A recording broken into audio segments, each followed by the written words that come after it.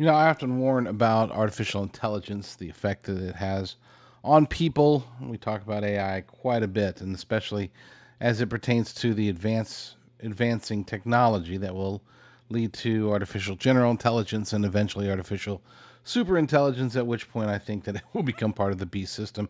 I chuckle because whenever I say that, I can hear people on the other end of the podcast cringing a bit, but look, I'm not declaring it. I'm just saying it certainly fits, but we're not going to be talking about the beast system today, at least not during this segment. Let's talk about political bias within artificial intelligence.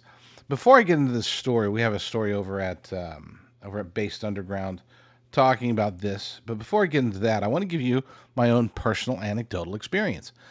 I do warn about AI, but I also use it heavily. Now, it's it's always dangerous, right?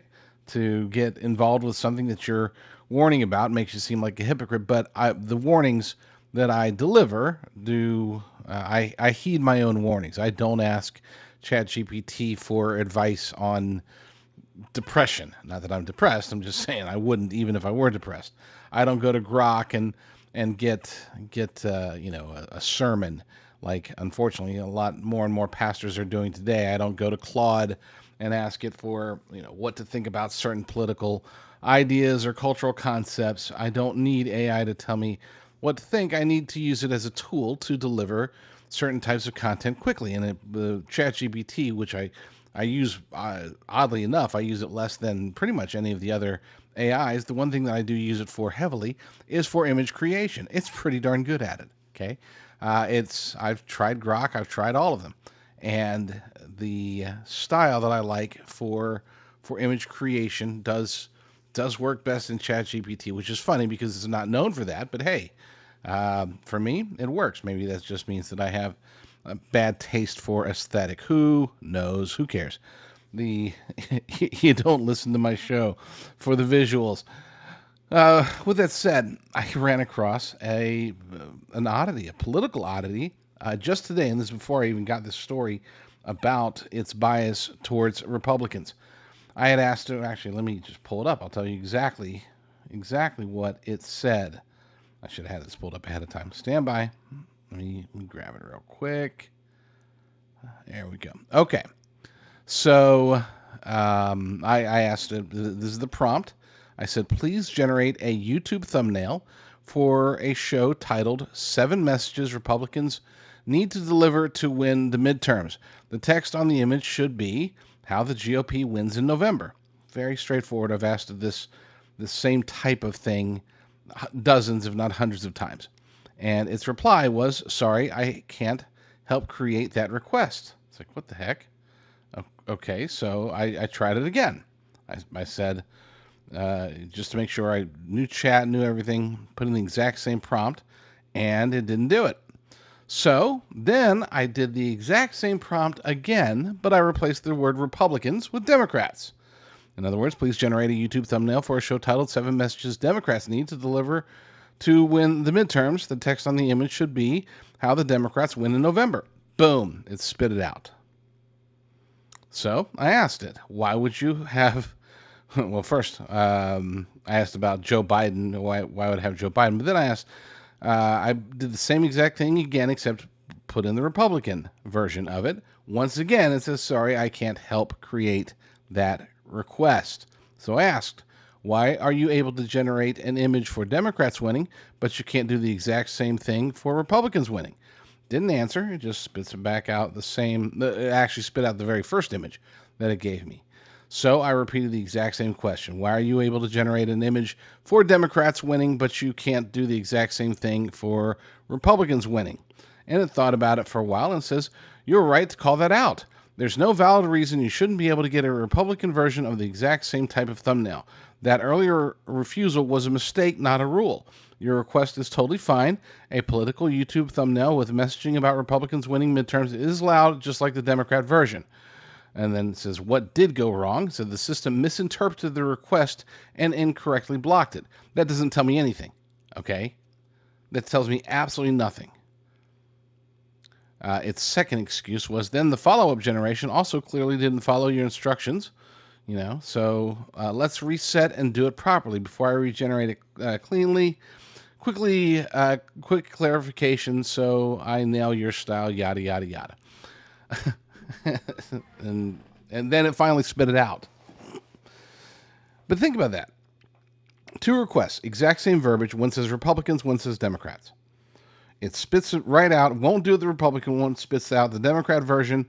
Boom, no problem. I try again with the Republican version. It still won't do it. I call it out and says, "Oh, you're right. This was just a mistake." Doesn't explain why. Doesn't go into detail about the fact that the only difference is that it wouldn't work with Republicans, but it does work with Democrats. Which brings me to the story for the day.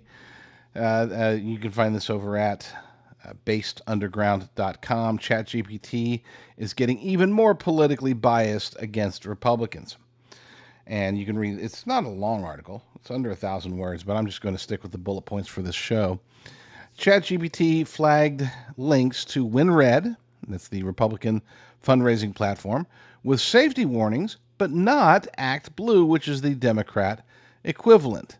And to be clear, these are almost, the coding behind them is oddly similar to the point that we even had did a look-see. This has been a couple of years now, but we had a look-see to see if maybe they were even coded by the same people. Is it possible that WinRed and ActBlue are basically just different sides of the same coin? Because pretty much everything was identical to them. So and at the time, we're looking for some kind of conspiracy. In this case, we're wondering what in the world could be different in the coding or anything, or is it just bias? And the punchline, of course, is that it is just bias. ChatGPT is biased against Republicans, and they're getting more biased, more bold with it. I've spoken to people who use ChatGPT much more often than I do, and they've said, yeah, it's gotten worse. It was bad in 2024, but then it sort of eased up in 2025. It basically didn't matter, Republican, Democrat. Politics was politics. If you worded it right, you could get it to bypass any of its alleged apolitical filters. But those quote-unquote apolitical filters do apply more heavily now to Republicans than to Democrats. It applies more heavily now to conservatives over progressives. That is demonstrable. And again, it was not intended. I didn't do that prompt earlier for the images. I didn't do that with the intention of bias. I was shocked when it wouldn't do it the first time. I even, like I said, I opened up a new chat, did the exact same request. Reread the request, make sure that it wasn't, politically inflammatory.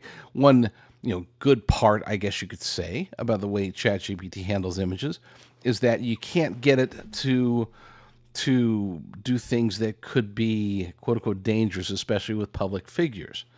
I tried to get it to, I know this is juvenile, but I did try to get it to depict Abigail Spanberger, the governor of Virginia, as a witch, because no offense. Well, I guess this would be offensive. It is offensive. She looks like a witch. Okay, long nose, long chin. She looks like a witch. Okay, she could have been in Hocus Pocus with Bette Midler and looked pretty much the same. We tried to get us some footage in Los Angeles to depict the apocalypse, but there were just too many people, so we had to turn to artificial intelligence, which defines the apocalypse as apparently slow motion objects coming out of the ground for some reason, and us standing there in the middle of the street depressing our children before oddly walking away from them. I guess that's the apocalypse, according to AI, along with marbles, glass on the ground blowing away. But hey, at least we'll be eating well because we will have real food, not AI food, real food from Heaven's Harvest, which you can get by going to jdrucker.com/food, jdrucker.com/food. It's fantastic food, number one. Number two, it'll give you hope, even if you're filthy. I mean, even if your hair is unkempt and things are crazy, you can still look up and know that you're buying from a Christian company at jdrucker.com/food.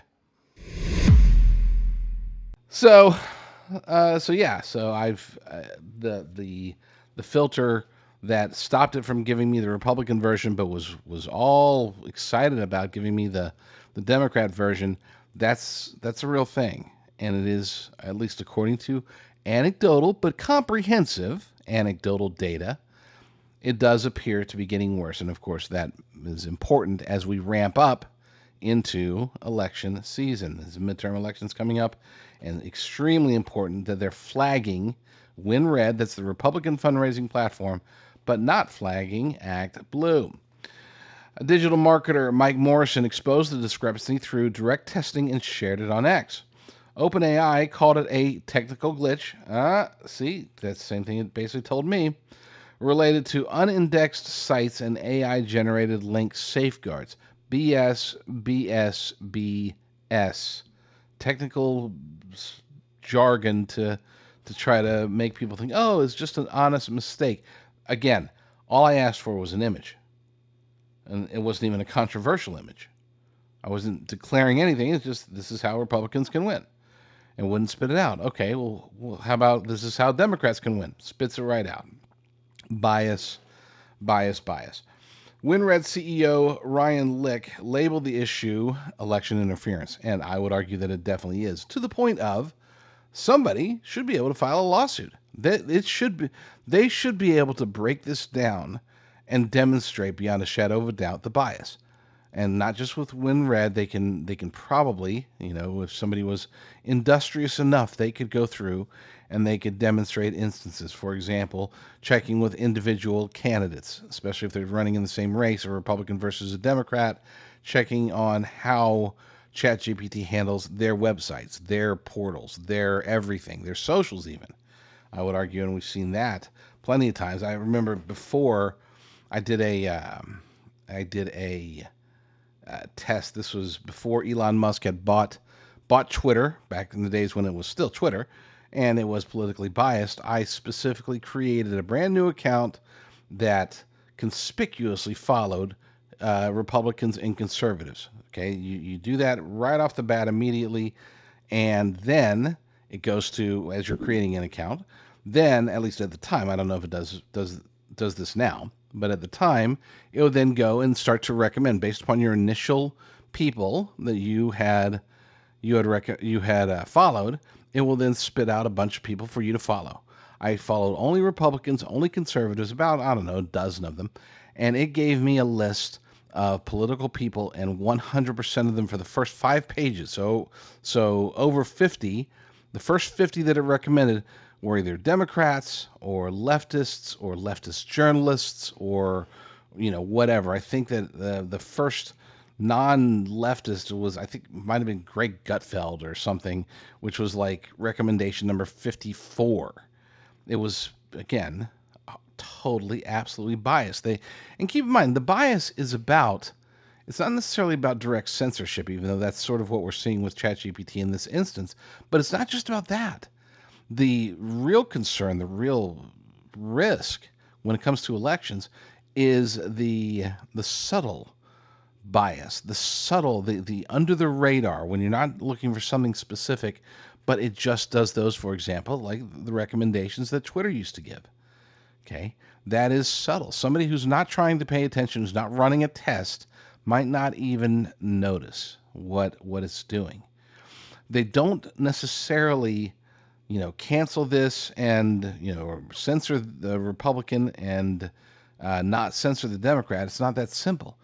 They will put their digital thumb on the scales so that they are amplifying the Democrats, amplifying the leftists, amplifying their messaging, and promoting their profiles while simultaneously suppressing the messages and the profiles of conservatives and Republicans.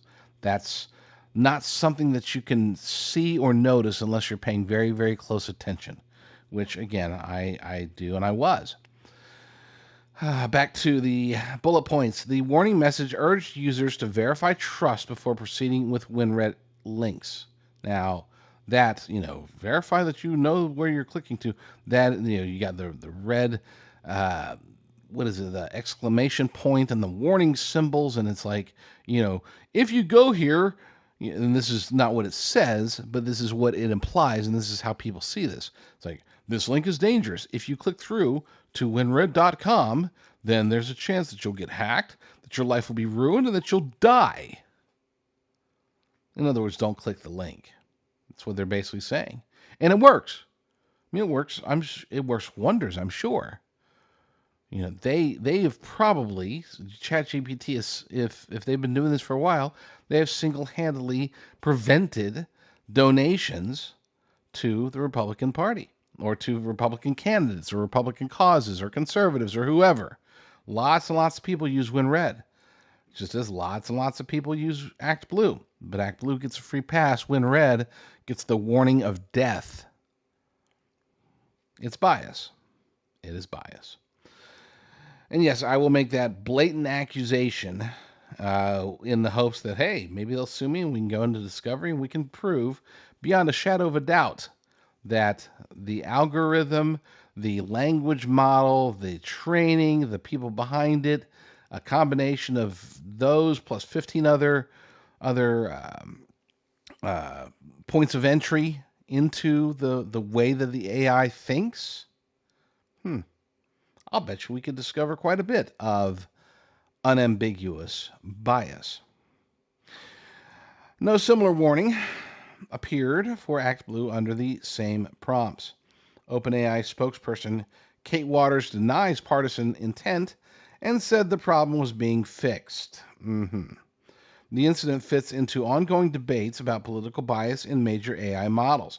Critics see it as part of a pattern where conservative linked content faces uneven scrutiny. And I have seen this not just with ChatGPT, I've seen this to some extent with Claude, though, to be fair, Claude seems to be more skittish about politics in general, right?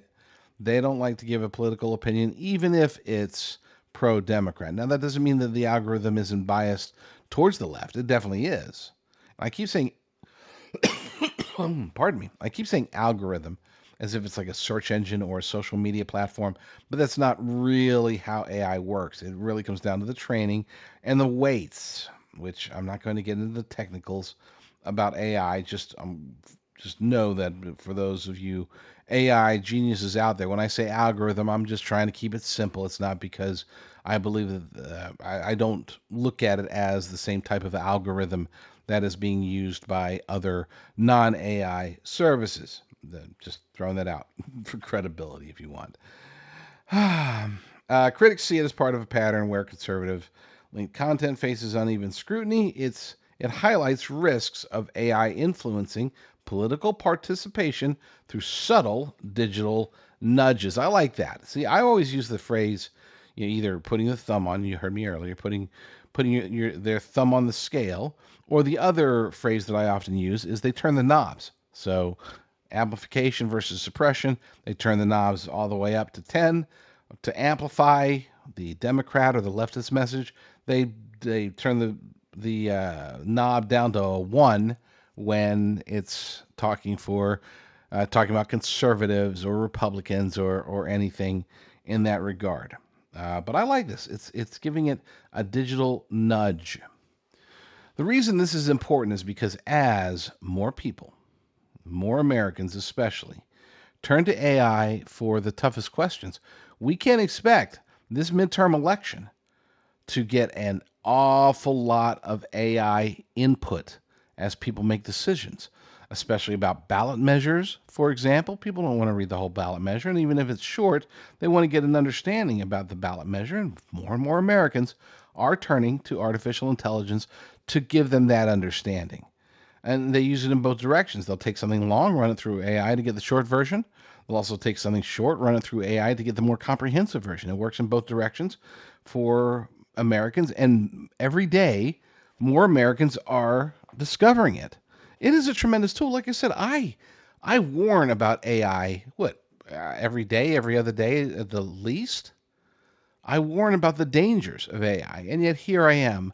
I use multiple AI. I've got 3 different tab groups loaded with different AIs for different purposes. It's insane. I actually have to clean those out because some of them I don't use anymore, but I do use multiple AIs at any given moment. I have to keep a fan on my computer. It takes up so much dang, it gets so hot.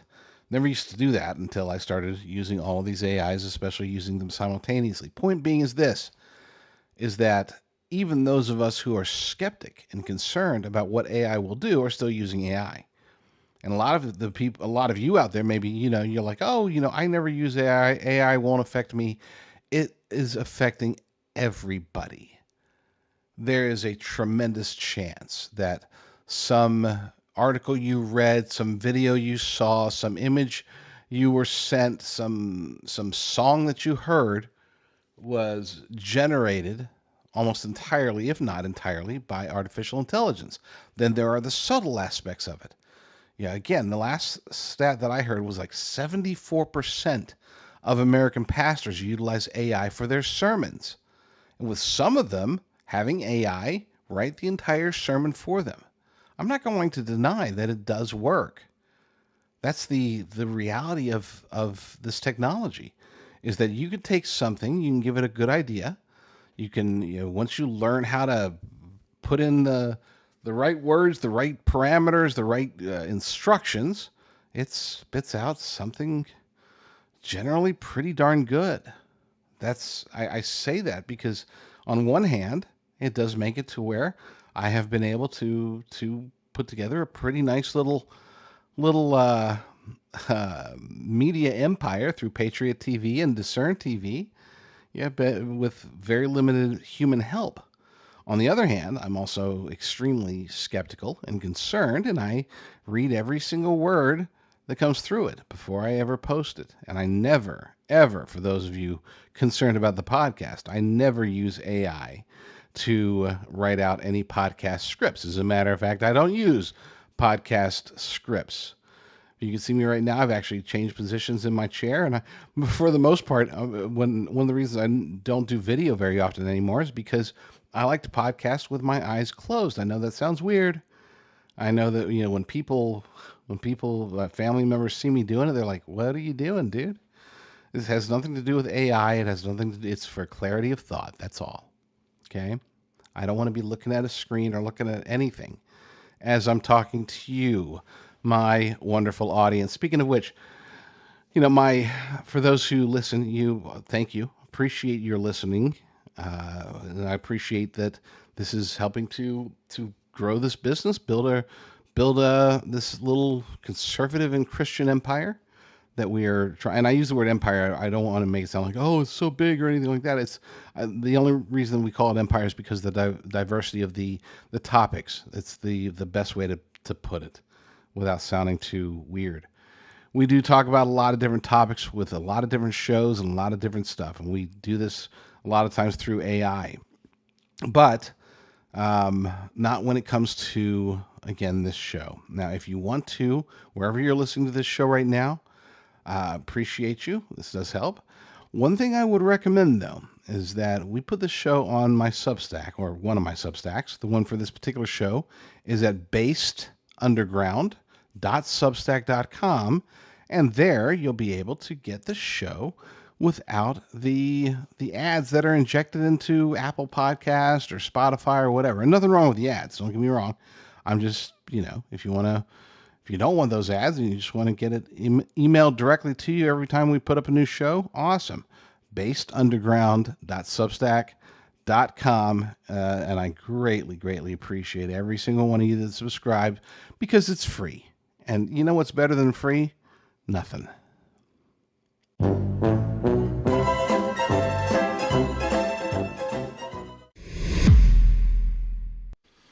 There are an awful lot of naysayers when it comes to the Republicans' chances of winning in November. And I'll admit I've been one of them. I don't want to be a hypocrite and say, oh, I've always been so confident. No. I do get in a little bit of the doldrums when I think about the chances of the Republicans being able to win, especially the House. The map does favor the GOP for the Senate, but it's not a guarantee, and especially considering that in midterms, generally speaking, presidents who have control of the House and the Senate, when their party is in control, they usually get 2 years. That's been the case for decades, right? It happened in President Trump's first term, happened in Biden's term, happened with Obama, happened with George H.W. Bush. I'm sorry, George W. Bush. You can go keep going back, right? Clinton. It's a standard operating procedure. President comes in, they get 2 years with their party controlling the House and the Senate, and then either the House or the Senate, and occasionally both, then get flipped to the opposition party. So history says that we should expect it, but here's the thing. Number one, history is very different from reality when we're in 2026. We're in a world where President Trump is increasingly popular, despite what a lot of polls are saying. Oh, he's so unpopular right now. But that's just not the vibe on the street. There are unpopular things that are happening. I know that a good chunk of the Republican Party is questioning the Iran strategy, but outside of that, and obviously the effects on oil and gas prices, outside of that, I would say the general sentiment has been pretty positive.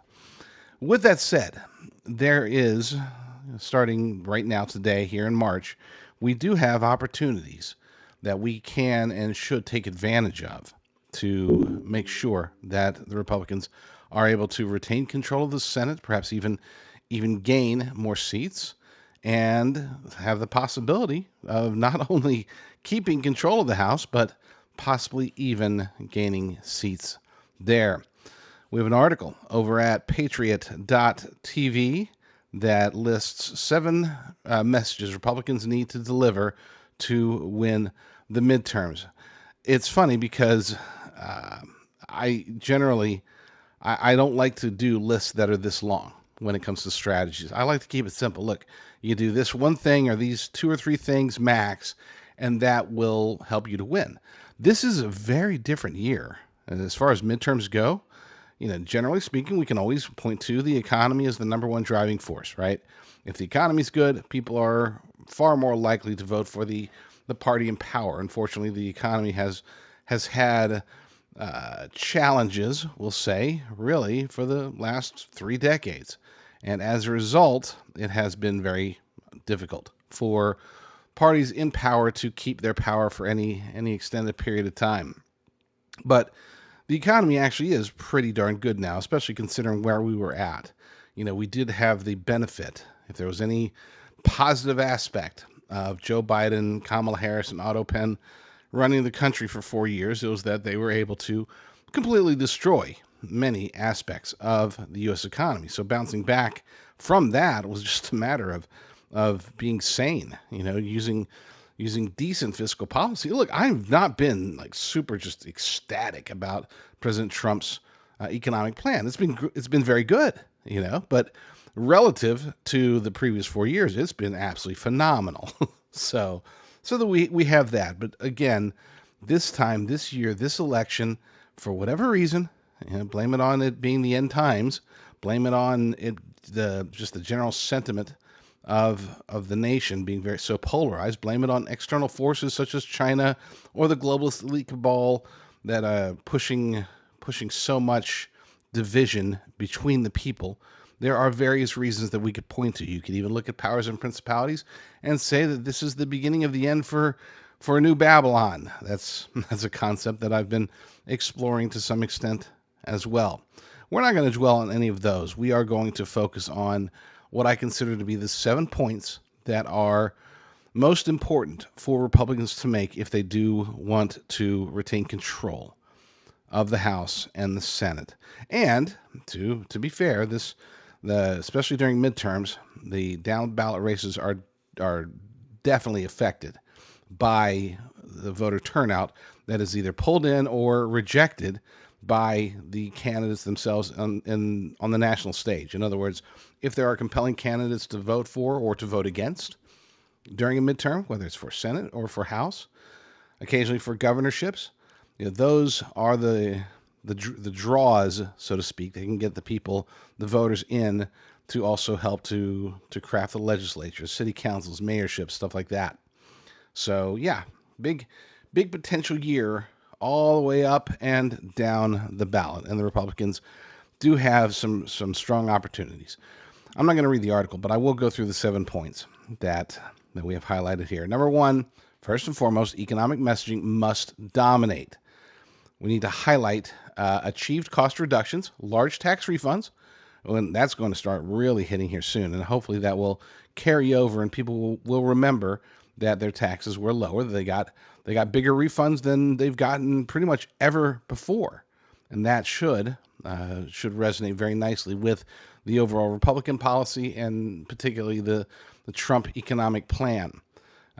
There's an average. They're saying the average is going to be $2,290 this year, up 11% from last year. And the policies that put more money directly in voters' pockets. This isn't about the Democrats' plan to tax and spend. This is about taxing less and spending less. Now, we've got the taxing less part heading in the right direction. Now we really have to spend less, but that's not gonna focus on that for now. We're gonna focus on the positives for the Republicans because again, this is about winning the midterms. Number two, target housing relief aggressively. Ban or limit corporate purchases of single-family homes to ease competition for families and allow retirement accounts to fund down payments for greater flexibility. This is something that the president has been working on. There's been legislation that's been proposed. They need to get it done. If they can get this done and in place before the midterms, this will have a major impact on a lot of people who are, again, looking for help, for assistance in buying homes, especially those first homes. We need to be able to reach the younger voters who many of them have just given up hope on being able to build the American dream the same way that their parents and grandparents and great-grandparents were. And this isn't about, the generation is so lazy. I've heard that one before. Their situation is different from ours. If you are my age or older, then we had it easier when it came to home ownership than this current young generation of younger millennials, older Gen Zers. They are trying to get homes and they're having difficulties. And I think that the GOP can go a long way to easing those requirements, easing the burden, and making it possible for something that just a year or two ago seemed impossible to many of them. Number three, push healthcare reform votes that voters favor. Advancing Trump RX to ensure Americans pay no more for drugs than citizens of other nations and replace complex Obamacare subsidies with straightforward direct payments to individuals. This is something that President Trump has talked about. It's super popular. When people get an understanding of what that entails, basically let's go with a far more open market, freer market healthcare economy. Instead of paying the insurers to then pay the hospitals, why don't we just pay the people? I mean, if the money's going to be there anyway, if we're going to be Obama carrying it, which I hate doing, but if it's going to happen, then why not bypass the middleman altogether? Why do we have to make the insurance companies so stinking rich? I'm a capitalist. I'm not against people making money, but by golly, they make a lot, and that's only possible through the Obamacare middleman program. The scam is really what it is. Well, if the Republicans can either get it on the books or get it prepared to go on the books, a way for people to get direct pay for their healthcare needs so that they can then go and have a lot more choice when it comes to where they go, how they go, how they spend their money. That's going to make a world of difference, and it will impress a lot of people who maybe never thought that was possible. And to be fair, it might not even be possible. This is not quite a moonshot, but just shy of a moonshot. But hey, crazier things that have happened. We did pass Obamacare. We didn't, but they were able to pass Obamacare, 16 years ago. Maybe we can get something, the anti-Obamacare, Trump care, if you will, one that puts the power in the hands of the people. Number four, reject Democrat extremism.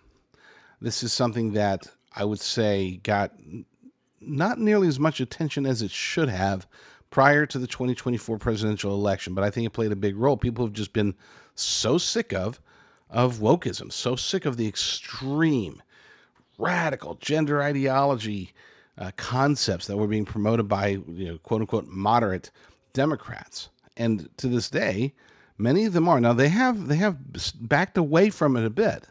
They're not pushing it as hard, but they are still pushing it. It is still a major issue, and you still have, especially when you have Hollywood driving that narrative. I know it sounds so stupid that the Democrat Party is so reliant on Hollywood and vice versa, but that's the case. And when you have Hollywood still pushing gender ideology as hard as they can, and I'm not just talking about the studios, I'm talking about the individual actors as well. They had their free Palestine thing. Now they've got their free Iran thing, which is sort of odd. Uh, they're promoting, but they're through it all. Whether it was starting with Black Lives Matter all the way through to where we are today, the one constant drumbeat has been for LGBTQIA plus supremacy. That's been their pet project for over a decade now, and they are still pushing that radicalism onto the Democrat Party. In other words, if you want to be friends and get the big not the payday, technically speaking, but the big fundraiser pushes by your favorite Hollywood director or actor or whatever, then you better be down with the trans, man. You gotta have that box checked. Yeah, so and people are sick of it. Even many Democrats. It's not that they don't necessarily, they haven't stopped caring about it, but they're like, dude, come on, that's not the one issue, right? That's an issue, and maybe a small one at that. But it's not just about the wokeness. It's not just about the transgender stuff. It's also about the ongoing border obstruction component of it, right?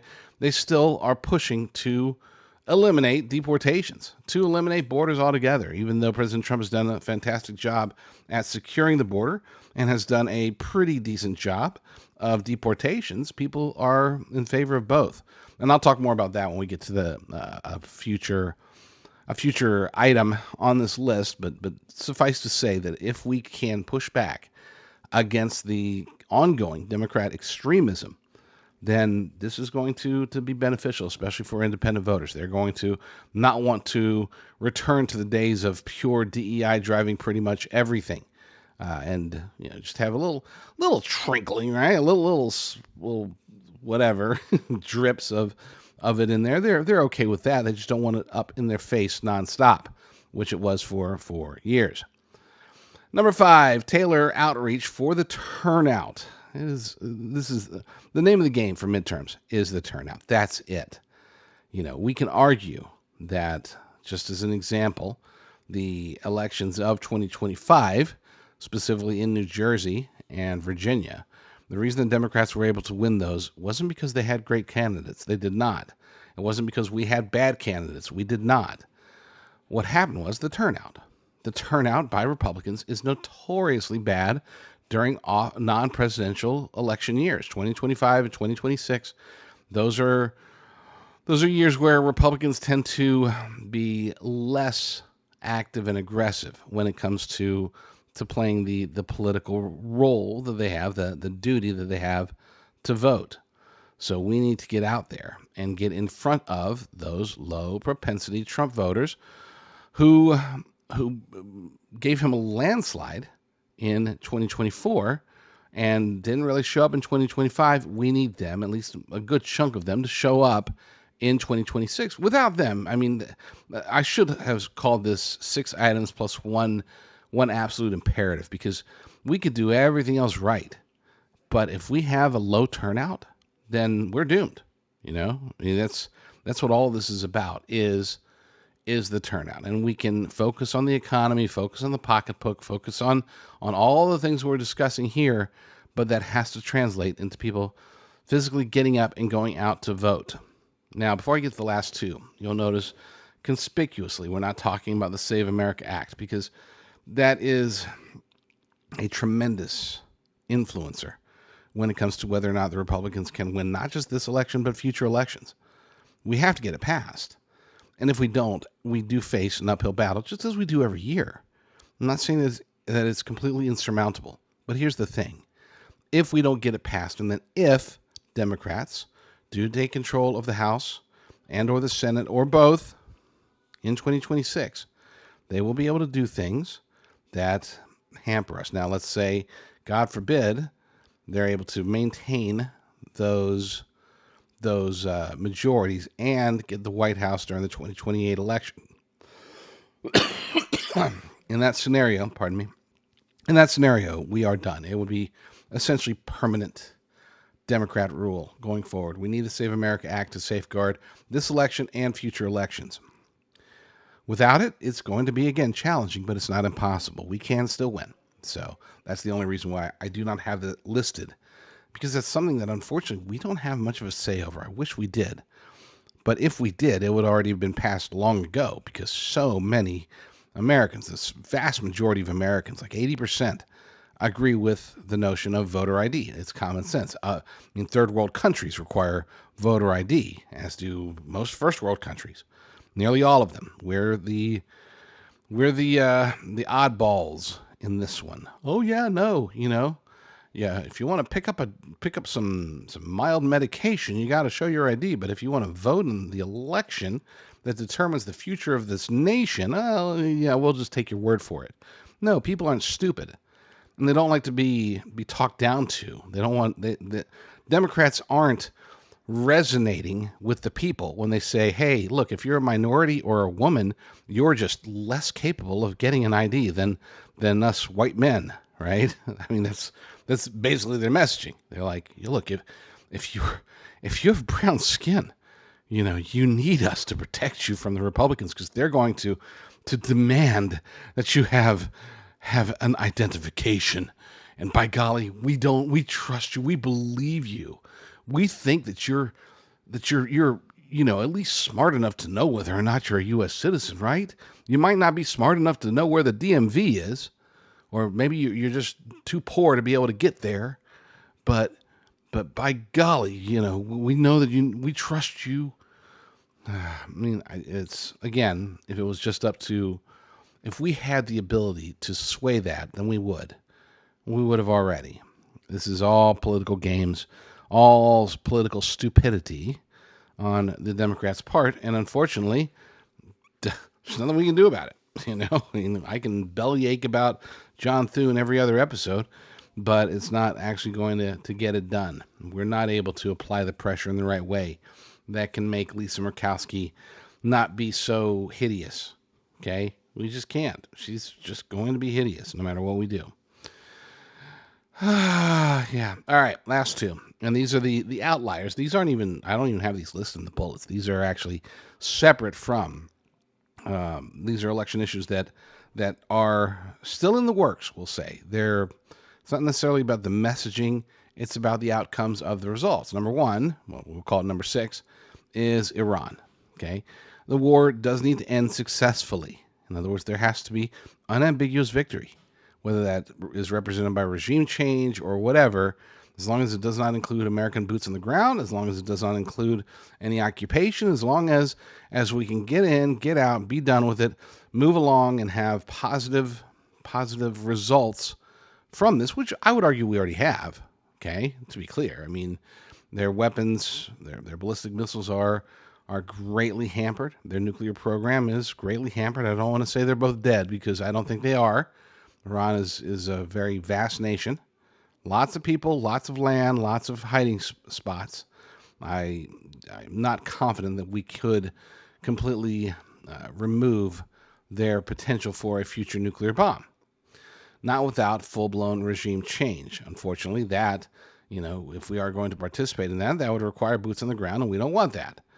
Okay, which means that we can only participate indirectly, and we have to rely on the Iranian people to rise up. And thus far, from what we can tell, they have not. Now, Iran it's a black hole for information. For all we know, they could be in the process of rising up. There could be hundreds of thousands of people in the streets, and unfortunately, we wouldn't know. Okay, I mean, we wouldn't. They do allow press, especially CNN, to get in and get some pictures, some images, some context, but not a whole lot. And not nearly enough to be able to paint an appropriate picture. Now, I think we would have. That's something that you just can't hide completely, not in a nation that big, even without internet access. I think that if there was a a true full-blown coup, full-blown uprising by the people, that we would at least have heard a little bit about it by now. So I don't think it's happening, but it should, and it could. I don't know why it hasn't yet. Seems like, they were willing to die by the tens of thousands to rise up before. You'd think that, considering everything that's going on, they would be willing to do the same thing now. I'm not sure why it hasn't happened. I really don't know. So, but yeah, we need a positive end to the Iran war, and preferably very soon. I'm not going to set a deadline that says, we got to be out of there in a week or 2 weeks or a month. Okay, but I sure as heck hope some estimates that keep us there until September. I really hope that's not the case, because even if we get out successfully, that will still have been such a burden and such a sustained period of negativity towards the Trump administration. Every day that the war goes on, is you have more Republicans, more MAGA Republicans who are kind of pulling back, pulling a little Joe Kent or Marjorie Taylor Greene, being less MAGA and more, what the heck's going on? This isn't what I signed up for. Okay, that's not supporting that notion. I'm just telling you that's what's actually happening. Even though you could say, oh, but people are starting to tune out Megyn Kelly and Tucker Carlson and Candace Owens. Are they? I don't know. Okay, I don't know. Maybe they're getting more people. Maybe they're getting different people. Maybe the messaging, the anti-Trump, anti-Republican, anti-MAGA, what do they call the woke Reich, I think is the name for it.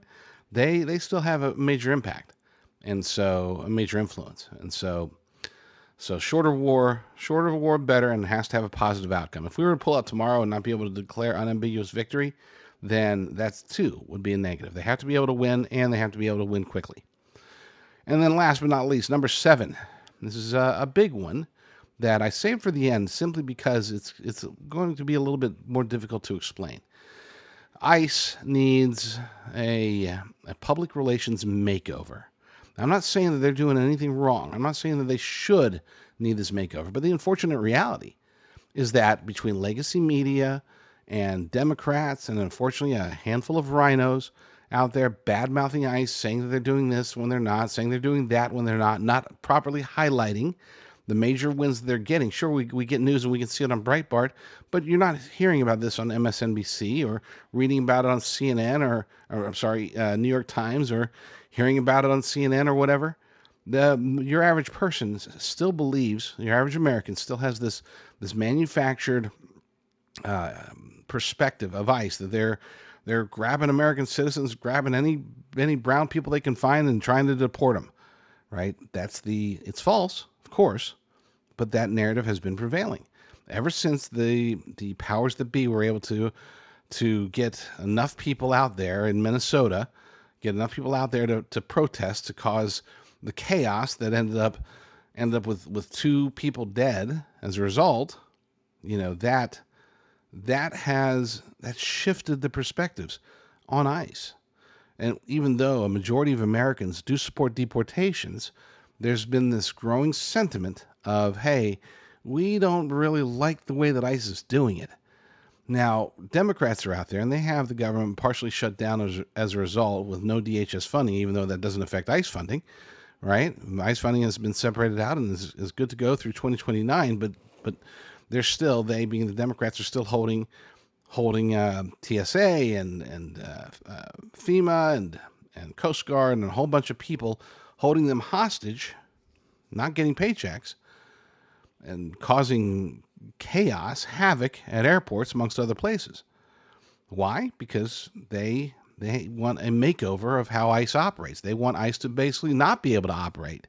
They have one thing in particular that they're pushing for, which is to have judicial warrants instead of administrative warrants for certain types of arrests. This would dramatically hamper ICE's ability to actually capture and deport illegal aliens. It's a non-starter for Republicans, and Democrats are holding that as a line they're not willing to let go of. Otherwise, they're going to keep this shutdown going on for days, weeks, months. Now, this is going to be negative against the Republican Party, even if the Democrats are to blame. They are to blame, but that's not, again, don't forget. We have to remember that Democrats do have control over legacy media. They have a strong social media positioning, and they very much control the indoctrination camps, better known as colleges. So, so it's going to be difficult for this makeover to happen, but it must be done. In other words, ICE needs to be put into a very positive light. We need to be able to highlight all of the amazing things these brave men and women are doing. We have to be able to downplay the negatives. When I say downplay, I mean in many cases just simply debunk the negatives whenever possible. It's funny because one of the original demands by the Democrats was body cams.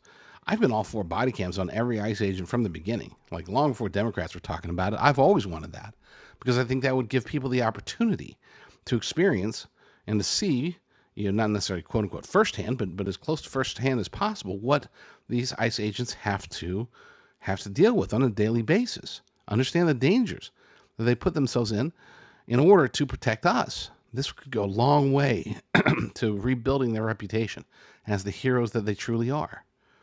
So I'm in favor of that. I'm in favor of utilizing body cameras to help to identify these domestic terrorists in many cases, at the very least, these antagonizers, these people that are out there provoking, provocateurs for Antifa or anti-ICE or ICE Out, ICE Watch, whatever it is, the various Soros-driven organizations that are out there to try to destroy the United States of America. Let's find out who these people are.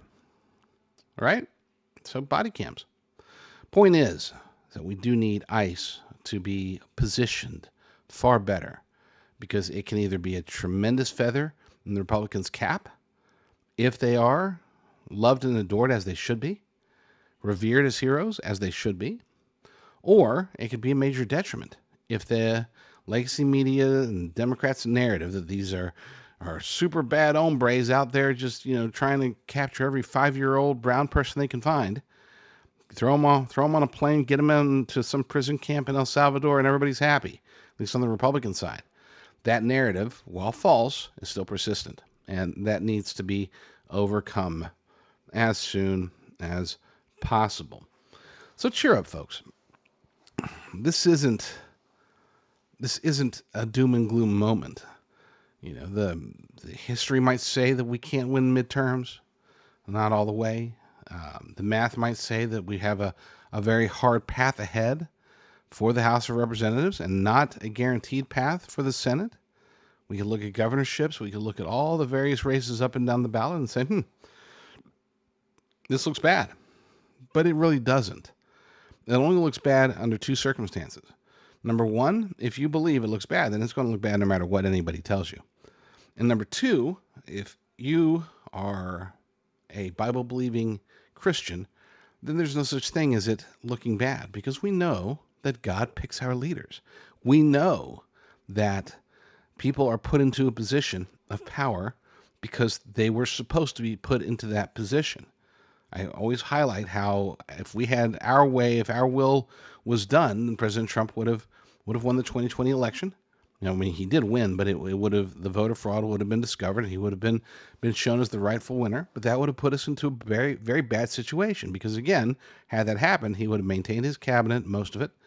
We still would have had Pence. We still would have had Christopher Wray. We still would have had all these very bad people, and the nation would be in a very crazy situation because they wouldn't have known what it was like under somebody like a Joe Biden. Now they do. Now they see, wow, things went, we had Joe Biden for 4 years and it went crazy. America went crazy. The economy went crazy. Foreign relations went crazy. The people went crazy. Corporations, businesses, when they broke woke, right? Well, thankfully, God's plan is much better than ours. His plan included letting the people see what 4 years under Biden was going to be like, under Democrats in general, what that was going to look like. And now we get 4 years under Trump and hopefully 4 years with a Republican-controlled House and Senate. Because if that's the case, then we have a great chance of saving this country. But again, that second item, God is in command. God is in charge. God is sovereign. Understanding that, this is why I have no fear. Whoever wins, wins. Our role is not to try to figure it out. Our role is just to fight the good fight, pick the candidates that we want to support, make sure we stay biblically focused through all things, including politics, including culture, including all that stuff, and then let the world happen as it does. You can't handle the truth. I've watched so many videos, listened to podcasts, read articles, read books about prepping, and I can always tell the real quote unquote experts from the wannabes. I hate to call them that, but that's really what they are, based upon how much emphasis they put on bugging out.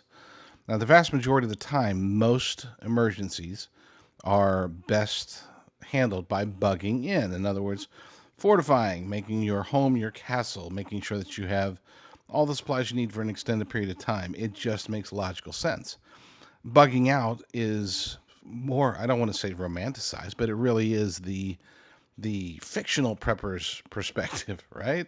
Yeah, I mean, and I understand that there's going to be situations, if you live in Florida, for example, being able to leave to bug out and escape a hurricane. Obviously, that makes sense. Or if fire in California, or certain circumstances where you have to bug out. You can't stay at your home. Those situations are less likely, in my humble opinion, than the situations where you will be required to stay put, stay in your home, defend your home, and be ready to survive without assistance for an extended period of time. And when I say assistance, I'm not talking about friends or neighbors. I'm talking about from government or other organizations. That's the type of assistance that you don't want to rely on, because number one, it won't be reliable. We've we've seen that time and time again. But number two, it's once you're locked into that type of system, especially if it's a sustained emergency, a sustained catastrophe, then you're you will be beholden to the whims of your quote unquote masters. That's just how that works. This is why I'm a huge fan of making sure that as many people are as prepared as possible. I don't want people to be beholden to government. I don't want them to have to wait in bread lines or to be compliant to certain rules. Here's the thing.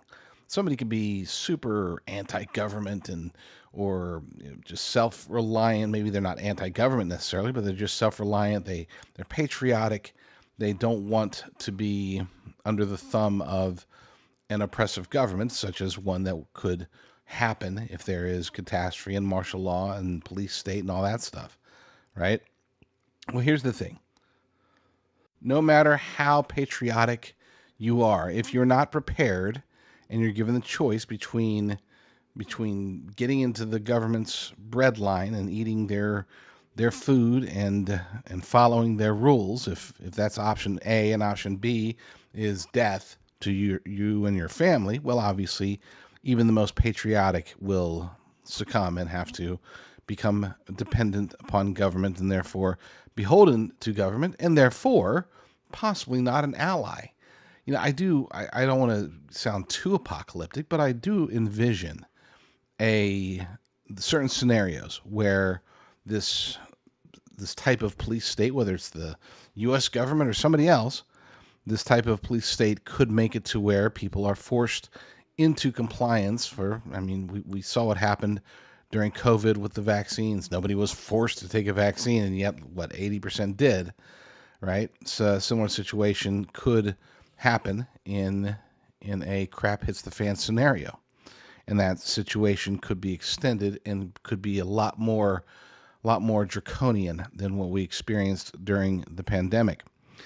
So those people that are beholden to government, they won't be our allies. They won't be they won't be the people that we can rely on to not turn us into the powers that be. I know I'm getting a little off topic here, but this is why I do believe in spreading the word, making sure that as many people as possible are as prepared as possible. With all that said, the scenarios where you have to bug out are fewer than the scenarios where bugging in makes more sense.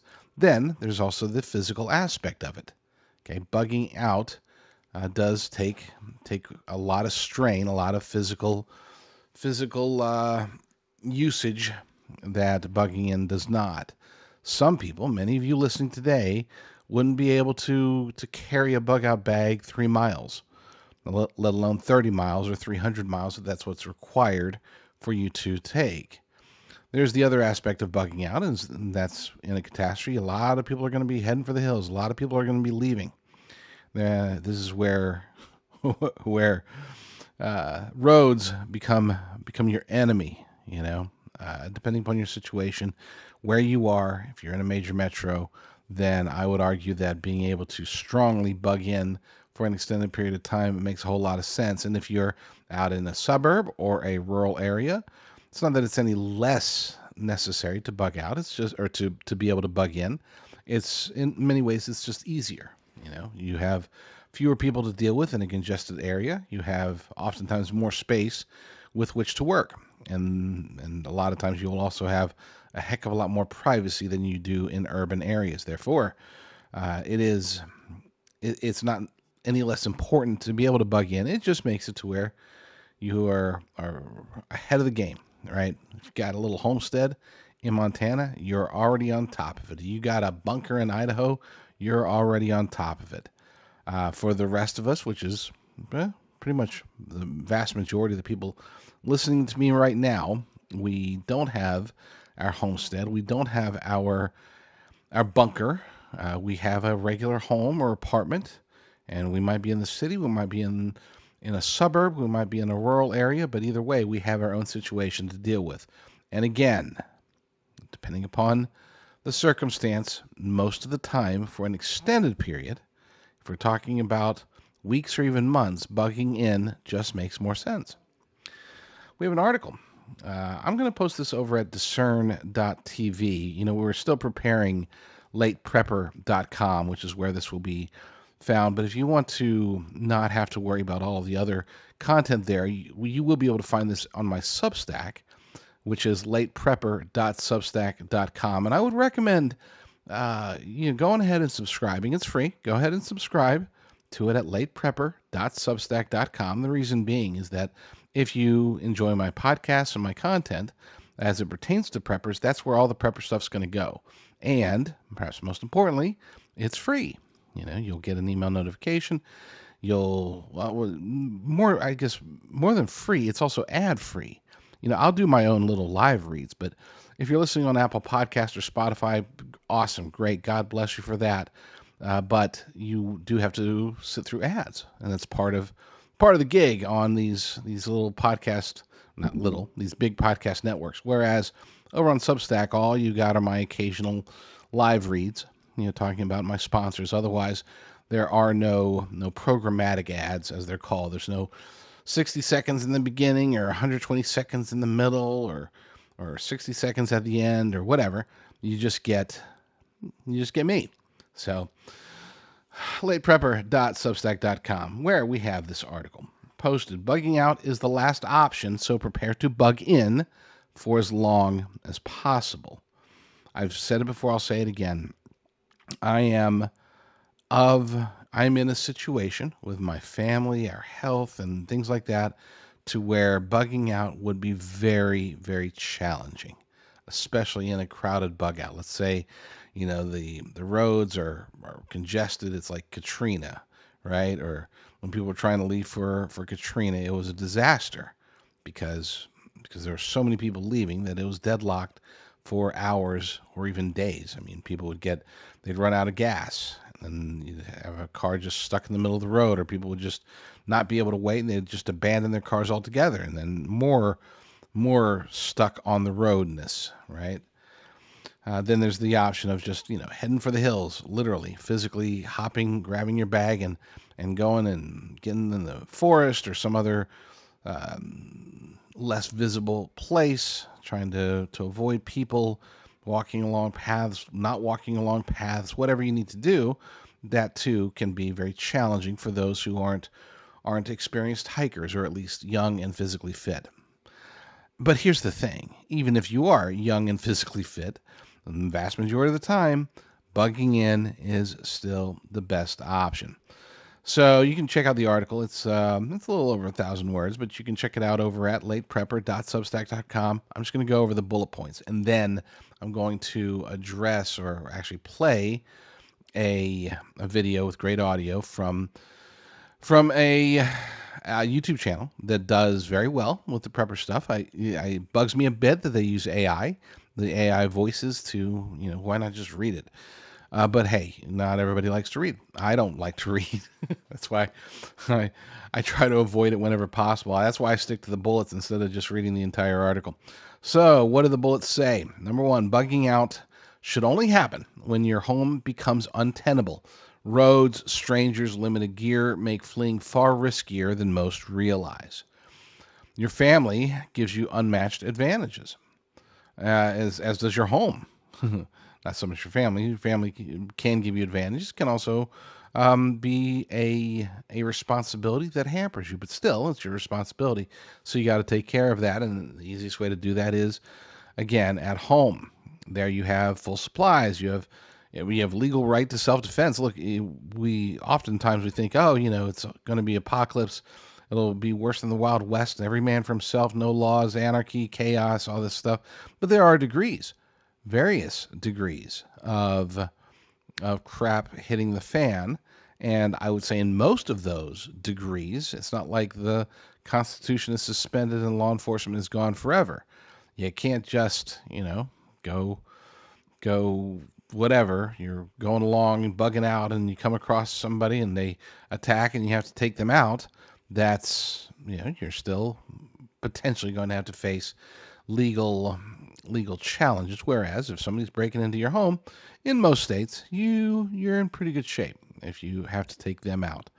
Of course, there's the neighborhood aspect of it, people around you that you may or may not know. You should know them, even if you know them just well enough to know that you can't trust them.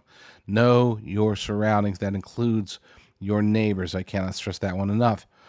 The community itself, though, can be a great advantage. This is another reason, and they're going to talk about that in the video I'm about to play, too.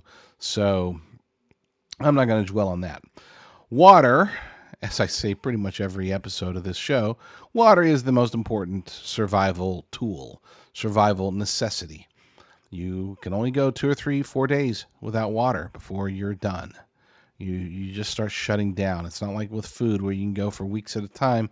If you don't have water or liquids to ingest, you're not going to make it. Okay, you will become beholden to FEMA's bottles of water that they'll be handing out that you'll still have to ration because it'll never be enough. Don't get into that situation. Make sure you have plenty of water and that you have the ability to purify your water. That's not a Brita filter. That's a much better filter. At least worst case scenario, at least get you one of those like Life straws. I think they'll do like 5 or 10 or 15,000 gallons over their lifetime. It's not ideal. I prefer a gravity filter myself. But if you have to get something small and inexpensive, great. Get you a Life straw. I think they're like $20, aren't they? Something like that. It's been years since I bought. We have some, but it's been years since I bought them, so I don't actually know the price. But being able to have water stored away in various ways, preferably as much as possible. You need a gallon per day per person in your family. So do the math. You need a lot of water, and if the power goes out, if the grid goes out, if there's flooding, if there are many scenarios where you will not be able to turn a knob or hit a lever on a faucet, that magical device that has trained Western society to always expect and underappreciate water. Well, if that turns off, the majority of people are going to be in a lot of trouble. They will be amongst those aforementioned beholden to the powers that be. So make sure you got plenty of water. A long-term storage, food, obviously, alternative cooking methods. They'll talk about that, I believe, in the video that I'm about to play. Gardening, again, if you can get a certain level, whatever the appropriate level of homesteading is possible. For some, you live in an apartment, a small apartment, that might just be an herb garden in the window. For others, it might be a full-fledged garden. For others, it might be something much bigger. Being able to grow your own food is a gift that God gave us, and we should take advantage of it because it's inexpensive. It can be hard work depending upon the crops, but in other cases, it's not hard work at all. You just gotta plant it, seed it, water it. Throw in all of that glyphosate. No, I'm just kidding. Don't throw glyphosate on there. Do whatever you can to build up your own perpetual food supply. Home fortification. It's people. A lot of people don't like to be trapped. I think that's where the bug in mentality comes from. You want to be able to just get up and go and run if necessary, or hide or move along. If you're stuck in your fortress slash home, then you're stuck. And you have to wait for the danger to come to you, right? Well, that's the allure to be free and out and about. It can be very powerful, but again, I stress, still much easier if you can protect your home. So making sure that everything's fortified, making sure that you have reinforced doors, reinforced the glass windows, all that stuff. Now, one thing I do like to tell people: make sure that you don't make your home look like it's super fortified from the outside. Okay, you don't want to be a magnet. You don't want to seem like a prepper, especially in those certain apocalyptic situations where maybe there's roving gangs of marauders going around trying to steal, and they see a home that looks to be heavily fortified. Hey, that means they must have something in there that's good, that's worth taking. And they might think to themselves, hey, there's 10 of us. What is there? There's probably 2 or 3 people in there. Let's just go. Let's do it. They won't expect us. Somebody get the shotgun. We're ready to go. You don't want to advertise that to strangers, at least, that you are a prepper, at least from the outside of the home. I'm not saying that you have to abandon the home and make it look like, oh, nothing to see here, even though that itself might not be a horrible idea. Don't forget the certain things that you need. You need sanitation, right? You need hygiene stuff. You need power, medkits especially. If you have chronic ailments, chronic diseases, or illnesses.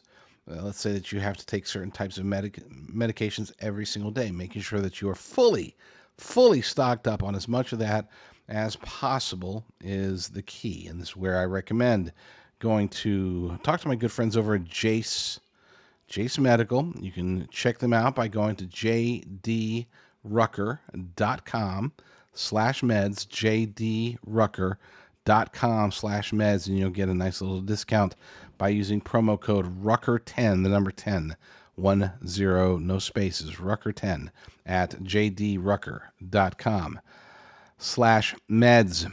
Make sure that you got plenty of it. You don't want a 1 month supply if you can realistically have a rotating 3 or 6 or even 12-month supply of the medications you need. Now, if you do that, obviously you do want to rotate just like you would with food. So as the prescriptions come in, you know how long they'll last. You put them to the back. You take the oldest bottle of that prescription. You crack it open, and now you're ready to go. Right? You just keep this rotation going that way. If crap hits the fan, if pharmacies close down, system breaks down, martial law is installed, well, you won't have to go beg government to, oh please, give me my heart medication, because you'll have a lot of it already stockpiled. That's super important. Last but not least on this portion, when other options fail, bugging out remains the final desperate move. It's not the first impulse. When I say that the ideal scenario, the best, the most likely scenario, I should say, is being able to bug in, that doesn't mean you completely ignore bugging out. You should be able to have a very well fortified and extremely well stocked little mini fortress castle that nobody could tell is a fortress castle from the outside, of course, but being able to have this home that is prepared and ready, just as you are, that's important. That's the most important. Next to, of course, your salvation. So the ultimate form of preparedness is spiritual preparedness, making sure that you are right with your Lord and Savior, Jesus Christ. So, it took me down a different road. No matter what, you can be as prepared as possible, but there may come a situation where you got to bug out. So be ready. Have it ready. Ideally, you've got your house fully prepped, ready to go. You got your bug out bags and any bug out equipment situated properly. Not a huge fan of bugging out via vehicle unless you have clear paths. And when I say that, this really is about getting out of a major city. That is a disaster waiting to happen. Whereas if you're in a small town, you know that floods are coming, you're expecting floods to come, and you want to get to higher ground or whatever, hey, it's good to be able to just hop in your 4x4 and go, right? But as far as egress through standard streets, highways, stuff like that, in most apocalyptic or just awful emergency situations, trying to escape via road or highway is not a smart move. So I'm going to go ahead and play this video as soon as I find I lost it. This comes to us from it's actually a smaller channel, but they got good stuff, good content. Even though they do use an AI voice to read it, the actual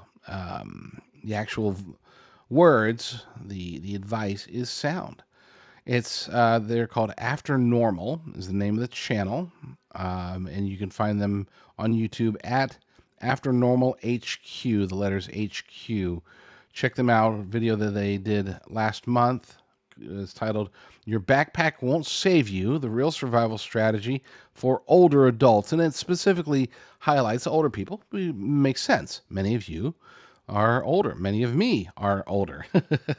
So, so we're not exactly ready to go hike 15 miles with a 60-pound bag on our backs and carrying an infant or grandbaby or something like that. No, we're better off, and most people are, even the healthy, young and healthy ones, are better off just keeping it at home, being ready to fight your way out, and having plans for if and when you have to leave, if you have to go somewhere else, knowing where you're going to go, plan, plan, plan. And one of the best pieces of advice that this video is about to give you is anything that's important to you, don't put it on your phone, because phones need to be recharged. And if you write it down, laminate it, guess what? You never have to recharge that piece of paper behind behind the plastic wrap. So here it is. After Normal is the name of the channel, and the title, the show, the episode is titled "Your Backpack Won't Save You: The Real Survival Strategy for Older Adults."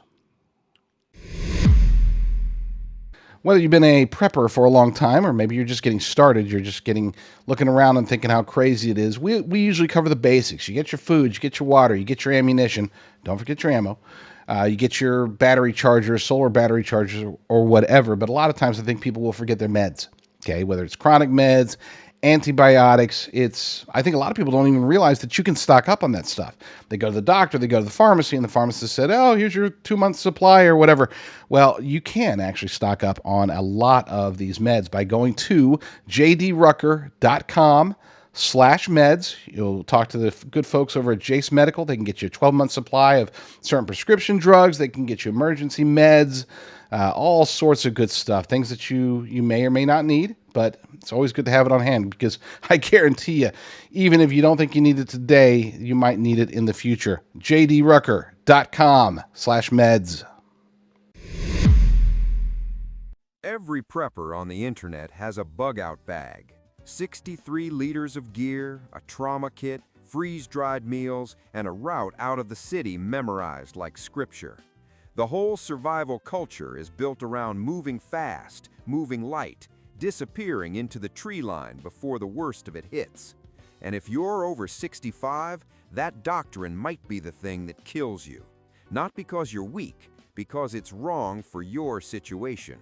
The bug-out gospel was written for 22-year-olds with no medication dependency, no joint replacements, and no lived experience of what it costs the human body to hump 40 pounds of gear down a 6-lane highway with a million panicking strangers. Spoiler, one of those strangers is going to have a cardiac event around mile 2. Don't let it be you. Bug-in doctrine, apocalypse style. Step 1. Reframe the threat, because the road is not your friend.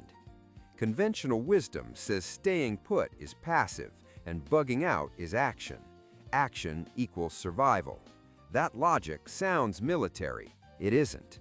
During Hurricane Katrina, The majority of road deaths were people who got caught in gridlock, ran out of gas, ran out of medication, and died in their cars in 95-degree heat 3 miles from where they started.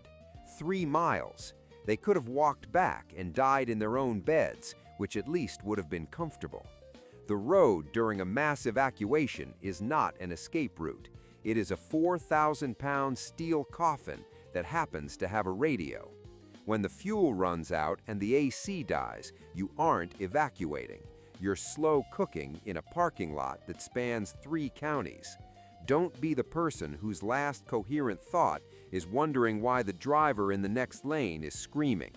For someone managing hypertension, a pacemaker, or a recent knee replacement, the cardiovascular load of a stress evacuation is a separate emergency layered on top of the first one.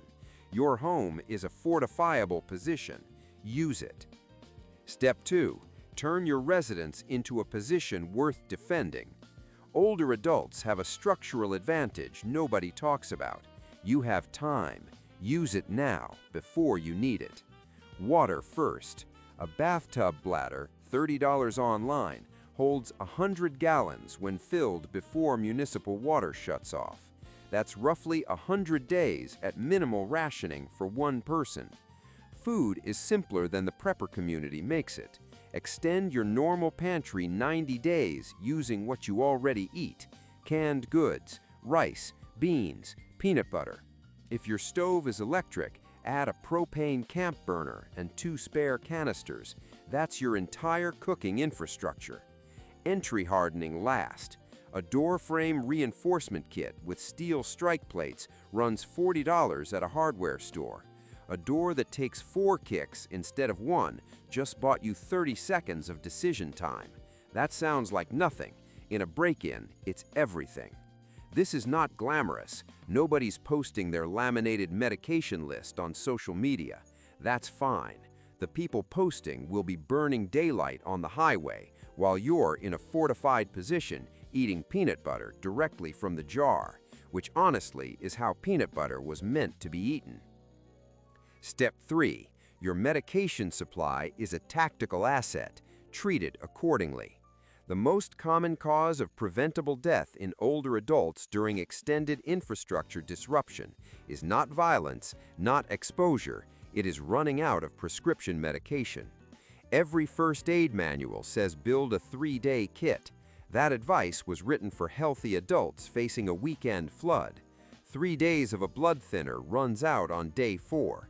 On day 5, the machine starts seizing up. Your heart rhythm isn't a preference, it's a mechanical requirement. Your body doesn't care that you have a stay-put doctrine. It only knows its internal logistics just failed. At that point, your fortifiable position is just a very quiet museum, 2 emergencies for the price of 1. Talk to your prescriber now while the world is still working. The phrase you want is emergency supply request. Some insurers allow a 90-day fill. Some states have medical emergency dispensing laws that release up to 30 days during declared disasters. Know your category before you need it. Keep a printed medication list sealed in a waterproof bag, not on your phone. Phones die. Paper doesn't require charging. Step 4. Your neighborhood is your fire team, whether they know it or not. Human networks beat individual resources at almost every threat level. The retired nurse 2 doors down is worth more than a full trauma kit you don't know how to use. You need 3 conversations: nearest neighbor, someone on the block who appears observant, a contact outside your area who can relay information if local communications fail. Establish a check-in signal, a curtain position, a flag, anything visible from the street meaning I'm okay or come to my door. This takes an afternoon. Do it anyway. The lone wolf with the bug-out bag makes excellent television. The retired school teacher who knows 6 households on her block is the one still alive in month 3. Step 5. Know the one condition that overrides everything. Bug-in doctrine is not bug-in no matter what. Define your exit condition before the event, not during it. During it, you'll be running on adrenaline and you will make the wrong call. The trigger is structural: fire, rising water inside the building, active violence that cannot be deterred, not when things get bad. Write the specific condition in your own handwriting, laminate it, keep it with your documents. When it triggers, you already know where you're going: a designated meeting point, a secondary location, fuel in the car kept above half a tank because gas stations will have 3-hour lines on day one. The people who knew their home, knew their neighbors, and had a 90-day medication supply consistently outlasted the ones who grabbed a bag and ran. Not sometimes, consistently. The chaos doesn't care how young you are. Physics applies to everyone with complete indifference to fitness level. You are operating from a fixed, fortifiable position with decades of local knowledge and the judgment to make decisions without burning your adrenal system in the first 6 hours, which is approximately when the 22-year-olds with the 63-liter bags start making catastrophically bad calls. The position is hardened, the medication is stocked, the trigger condition is written down. The mission doesn't pause because the lights went out. Go find the next problem. You got the moves. I'll give you that.